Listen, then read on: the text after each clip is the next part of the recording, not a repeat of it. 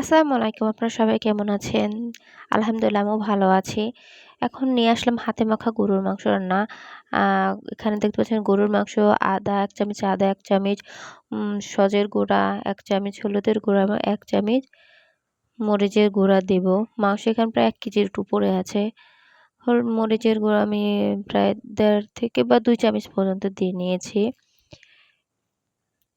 এখন দেব তেল, সরষের তেল। তারপরে এখানে দেব এলাচ, দারচিনি, খাল যে যেটাই বলেন। কয়েকটা তেজপাতাও দিয়ে নিব।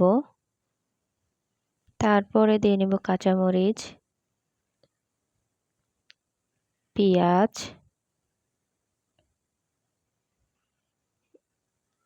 লাস্টে দিব লবণ বা আগেও দিতে পারেন, আমি লাস্টে দিয়েছি। এখন এই সকল মশলা মাংসের সাথে ভালো করে মাখিয়ে নিব। একদম সুন্দর করে মাখিয়ে নিব যেন মশলাগুলো মাংসের ভিতরে ঢুকে যায়।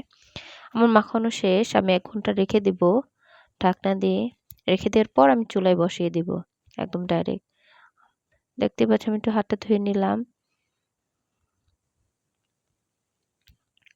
আমি এখন চুলায় বসিয়ে দিব ১ ঘন্টা রেখে দেওয়ার পর।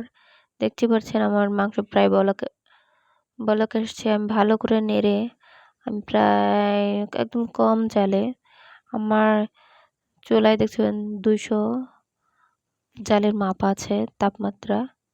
আমি এটার মধ্যে ১০ মিনিট একদম অল্প জালে ঢাকনা দিয়ে কষিয়ে নিব।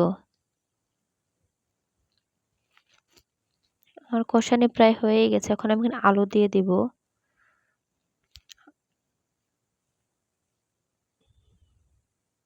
আলুগুলো দিয়ে আমি ভালো করে মাখিয়ে নিব। দেখতেই পাচ্ছেন আমি আলুগুলোর সাথে মাংস মাখিয়ে নিচ্ছি বা মিশিয়ে নিচ্ছি। তারপর ঢাকনা দিয়ে ঢেকে দেব।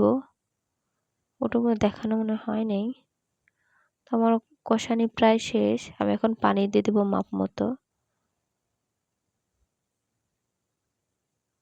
হয়ে গেছে। আমি আ পাতিল পাতিল চেঞ্জ করছি ওখান থেকে এখানে এই কড়াইতে নামাইছি। আমি এখন দেখতেই পাচ্ছি আমি জিরার গুঁড়ো দিয়ে দিছি।